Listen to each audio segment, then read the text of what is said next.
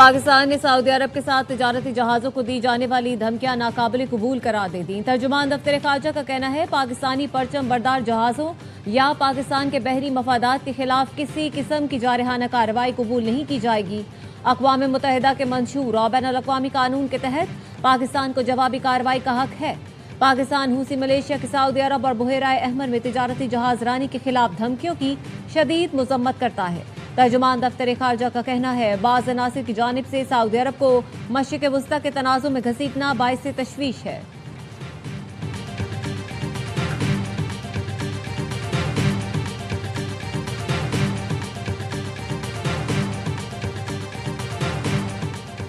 سعودی کابینہ کی حوثیوں کے بے بنیاد دعووں اور جھوٹے الزامات کی شدید مذمت۔ کابینہ کا اجلاس شاہ سلمان بن عبدالعزیز کی صدارت میں ہوا۔ خلیجی اتحادیوں کی حمایت کا اعادہ اور علاقائی کشیدگی کے خاتمے پر زور دیا۔ ایران کی کارروائیوں کو بین الاقوامی قانون اور ہمسائیگی کے اصولوں کے منافی قرار دیا۔ کابینہ نے کویت، بحرین اور اردن کے ساتھ مکمل یکجہتی کا اعادہ کیا۔ قطری وزیر اعظم شیخ محمد بن عبد الرحمن آل ثانی کا سعودی وزیر خارجہ شہزادہ فیصل بن فرحان سے ٹیلی فونک رابطہ۔ خطے میں کشیدگی کم کرنے اور امن و استحکام کے لیے سفارتی کوششوں کو تیز کرنے پر زور دیا۔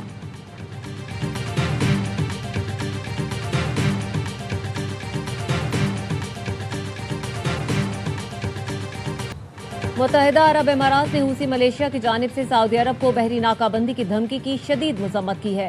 اماراتی وزارت خارجہ کا کہنا ہے بین الاقوامی برادری سمندری قانون کے تحت بحیرہ احمر میں جہاز رانی کی آزادی پر عمل کو یقینی بنائے۔ وزارت خارجہ نے سعودی عرب کے ساتھ مکمل یکجہتی کا اعادہ کیا۔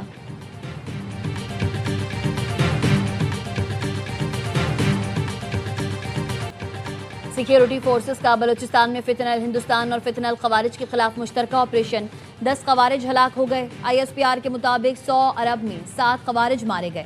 مستونگ میں 3 دہشت گرد ہلاک جبکہ 2 خواتین خودکش بمبار سہولت کار سمیت گرفتار۔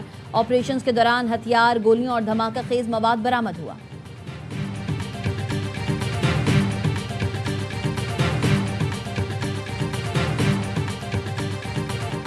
امید ہے اچھی خبر جلد آئے گی اور امن قائم ہوگا۔ وفاقی وزیر داخلہ محسن نقوی کی ایرانی ہم منصب سے ملاقات میں گفتگو۔ امن کے لیے غیر معمولی اقدامات پر عباس اراغچی اور سکندر مومنی کی تعریف۔ کہا ایران کے ساتھ تمام شعبوں میں تعاون بڑھانے کے لیے تیار ہیں۔ ایرانی وزیر داخلہ نے وزیر ریلوے حنیف عباسی سے بھی ملاقات کی۔ Islamabad Tehran Istanbul freight train service کی بحالی، علاقائی رابطہ کاری کے فروغ پر گفتگو۔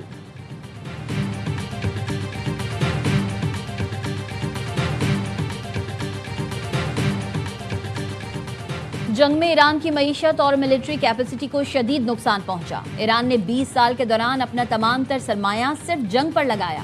ایران کی جانب سے حملوں کی صلاحیت ہی اس بات کا ثبوت ہے۔ تہران کی ترجیح کیا تھی؟ امریکی وزیر خارجہ مارکو روبیو کی فلپائن میں آسیان اجلاس کے دوران صحافیوں سے گفتگو۔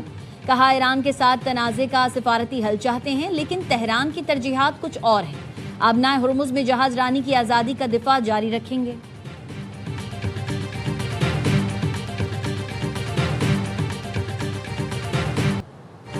امریکی فوج کے مسلسل 11ویں رات ایران پر فضائی حملے۔ سینٹ کام کا کہنا ہے آبنائے ہرمز پہ ایران کے فوجی صلاحیتوں کو کمزور کرنے کے لیے ایرانی فوجی آپریشن مراکز، بحری صلاحیتوں، طیاروں کے ہینگرز، ڈرون ذخیرہ گاہوں اور فوجی رسد کے بنیادی ڈھانچے کو نشانہ بنایا۔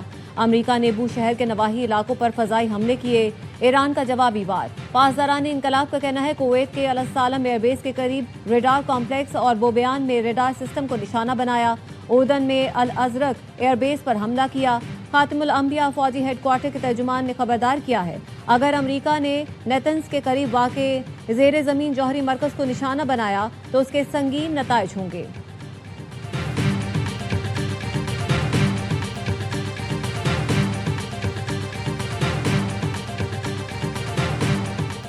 ایران سے جنگ میں $37.5 ارب خرچ ہو چکے۔ پینٹاگون کے لیے مزید جنگ کے لیے $87 ارب فنڈز کی منظوری انتہائی ضروری ہے۔ امریکی وزیر جنگ پیٹ ہیگزت نے سینٹ کمیٹی کو بریفنگ میں کہا تسلیم کرتا ہوں ایران کے پاس اب بھی صلاحیتیں موجود ہیں لیکن ہم نے ایران کو تاریخ کی بدترین صورتحال میں پہنچا دیا ہے۔ ہیگزت نے الزام عائد کیا کہ روس اور چین بعض سرگرمیوں میں ایران کی معاونت کر رہے ہیں۔ وزیر جنگ کی بریفنگ کے دوران جنگ مخالف ارکان کا احتجاج، ایران اور فلسطین میں بچوں پر بمباری بند کرنے کا مطالبہ۔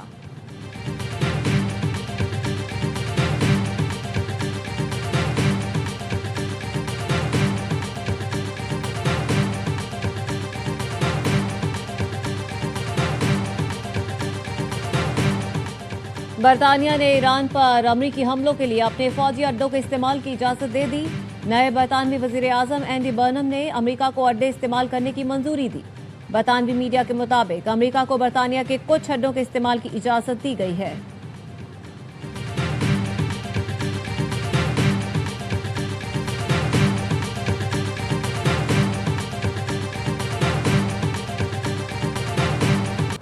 نائب وزیر اعظم اسحاق ڈار کی منیلا میں روسی وزیر خارجہ سرگئی لاروف سے ملاقات۔ ترجمان دفتر خارجہ کے مطابق دونوں ممالک کے درمیان تجارت، توانائی اور رابطہ کاری میں تعاون مزید مضبوط بنانے کے عزم کا اعادہ کیا گیا۔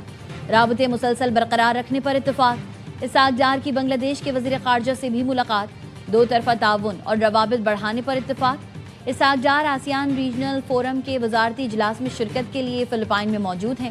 آسیان ریجنل فورم کے اجلاس میں علاقائی و بین الاقوامی امور پر اہم مشاورت متوقع۔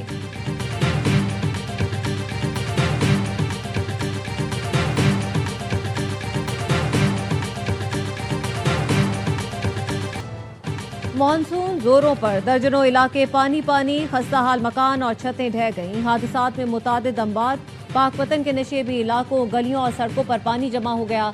چھتیں گرنے کے واقعات میں خاتون سمیت 2 افراد جان سے گئے۔ ملکوال میں 2 دن میں چھتیں گرنے کے واقعات میں 7 افراد زخمی۔ کئی علاقوں میں پانی جمع، بجلی کی فراہمی معطل۔ جلال پور بھٹیا میں سڑکوں پر جمع پانی نے لوگوں کا گزرنا مشکل کر دیا۔ خیبر پختونخوا میں بارش کا سلسلہ جاری، ڈیرہ اسماعیل خان میں سڑکوں پر پانی جمع، میدان میں چھت گرنے سے خاتون زخمی۔ پی ڈی ایم اے کا کہنا ہے کہ اے پی میں بارش اور فلیش فلڈ سے اب تک 18 افراد جاں بحق اور 19 زخمی ہو چکے ہیں۔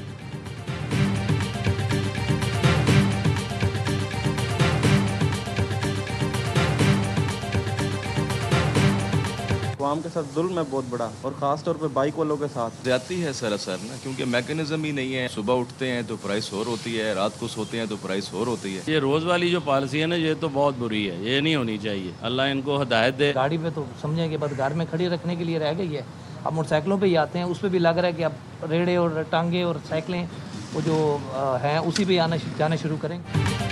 حکومت نے پیٹرول 4 روپے 93 پیسے فی لیٹر مہنگا کر دیا۔ نئی قیمت 320 روپے 73 پیسے ہو گئی۔ ڈیزل کی قیمت میں 7 روپے 15 پیسے اضافہ، 1 لیٹر 367 روپے 21 پیسے کا ہو گیا۔ پیٹرولیم مصنوعات کی قیمتوں میں روزانہ تبدیلی پر عوام برہم، کہتے ہیں پیٹرول کی قیمت روزانہ تبدیل کرنا زیادتی ہے۔ حکومت غریب اور تنخواہ دار طبقے کا احساس کرے۔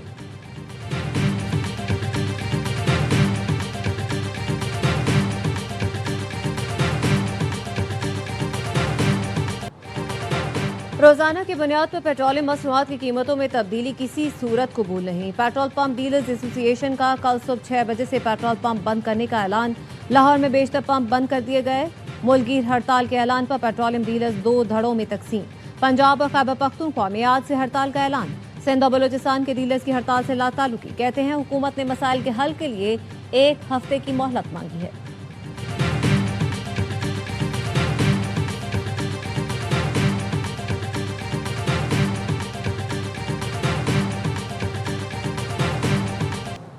وزیر خزانہ محمد اورنگزیب کی امریکی ہم منصب اسکاٹ بیسنٹ سے واشنگٹن میں ملاقات۔ پاکستان کے میکرو اکانومک استحکام اور برآمدات سے متعلق گفتگو۔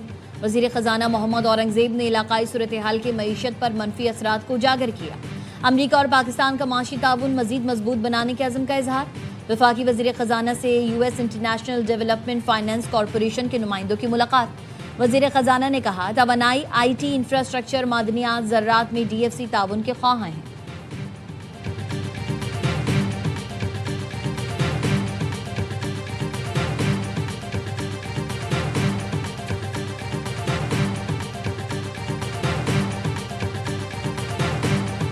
پاکستان نے زر مبادلہ کے ذخائر بڑھانے کے لیے امریکہ سے $10 ارب کی بیک اسٹاپ فیسلٹی کی درخواست کرتی۔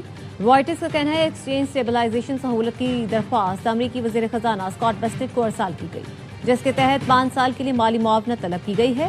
اگر درخواست منظور کر لی گئی تو پاکستان کے زر مبادلہ کے ذخائر کو سہارا ملے گا، روپے پر دباؤ کم ہوگا، بیرونی مالیاتی استحکام میں بہتری آئے گی۔ امریکی وزارت خزانہ نے اس معاملے پر تبصرہ کرنے سے گریز کیا۔ پاکستانی وزارت خزانہ نے درخواست کی تصدیق یا تردید نہیں کی۔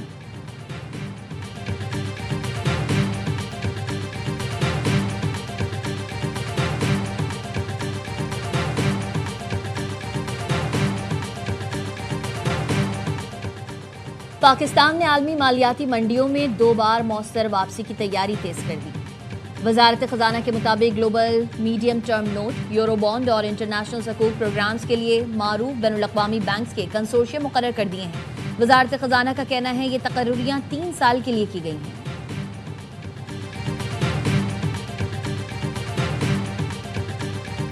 दहशतगर्द नेटवर्क के खारिजी सहूलतकार के अहम इंकशाफात। दहशत गर्दी के लिए मजहब की आड़ में गैर कानूनी मदारिस के जरिए फतवे का सहारा लिया जाने लगा।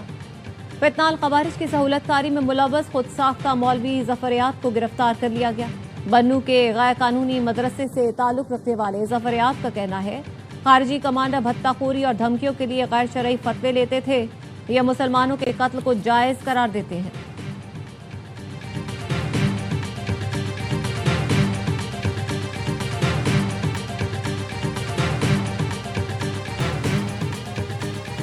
संगीन जराइम में बिला जवाज नरमी करना इंसाफ के तकाजों के मनाफी है। मुतासरा खातून की गवाही काबिल एतमाद और सजा बरकरार रखने के लिए काफी है।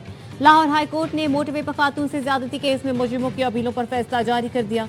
अदालत ने सजाए मौत को बरकरार रखते हुए फैसले में कहा फॉरेंसिक शवाहिद भी इस्तगासा के मौक़िफ़ को मजबूत बनाते हैं। DNA शवाहिद के जरिए मुल्जिमान का वक़ुआ से ताल्लुक साबित हुआ है। अदालत ने शनाख्त परेड से मुतालिक उठाए गए तजादात को मुस्तरद कर दिया।